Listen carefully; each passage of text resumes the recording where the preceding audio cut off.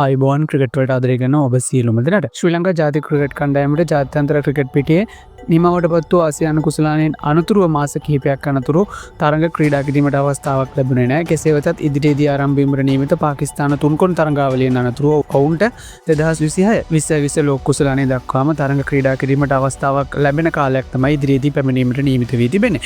ඉතින් එහිදී ඉදිරියේදී ආරම්භ වීමට නියමිත පාකිස්තාන තුන්කොන් තරඟාවලිය වෙනුවෙන් ක්‍රීඩා කරනු ලබන ශ්‍රී ලංකා සංචිත තවමත් නිල වශයෙන් නම් කරනු වෙතුනත් එම සංචිත සඳහා ශ්‍රී ලංකාවේ වර්තමාන ටෙස්ට් නායක ධනංජය සිල්වා ඒ වගේම බානුකු රාජපක්ෂ වැනි ක්‍රීඩකයින් කැඳවීමට ශ්‍රී ලංකා ක්‍රිකට් ආයතනය සූදානම්ව සිටින බවට තමයි මේ වන විට ක්‍රීඩා මාධ්‍ය වාර්තා කොට තිබෙන්නේ. ඉතින් එහිදී ශ්‍රී ලංකාව සිම්බාබ්වේ සහ පාකිස්තානය යන කණ්ඩායම් තුන සමගින් ආරම්භ වීමට නියමිත තුන්කොන් තරඟාවලිය එළඹෙන නොවැම්බර් මාස 17 වෙනිදා පාකිස්තානයේදී ආරම්භ වීමට තමයි මේ වන විට සියලුම කටයුතු සූදානම් කොට තිබෙන්නේ. ඉතින් අනතුරුව ශ්‍රී ලංකාව පාකිස්තානය යන කණ්ඩායම් දෙක අතර එක්දින තරඟාවලියකුත් පැවැත්වීමට තමයි මේ වන විට කටයුතු සූදානම් කොට තිබෙන්නේ. ඉතින් මේවා මේ ආකාරයෙන් තිබෙදී ශ්‍රී ලංකා ක්‍රිකට් ප්‍රේක්ෂකයින්ට සුබම සුබ ආරංචියක් අද ශ්‍රී ලංකා ක්‍රිකට් ආයතනය දෙසින් ලැබෙනවා. ඒ ශ්‍රී ලංකාවේ පුරප්පාඩුවක් ලෙස පැවති 2020 උපනායකත්වය පිළිබඳව. ඉතින් කලක් ශ්‍රී ලංකා 2020 උපනායකත්වයක් නොමැතිව තමයි ශ්‍රී ලංකාව 2020 තරඟ සඳහා සහභාගී වන්නේ. කෙසේ වෙතත් දැනට ලැබෙන ආරංචි මාර්ගවලට අනුව ශ්‍රී ලංකා 2020 උපනායකයා ලෙස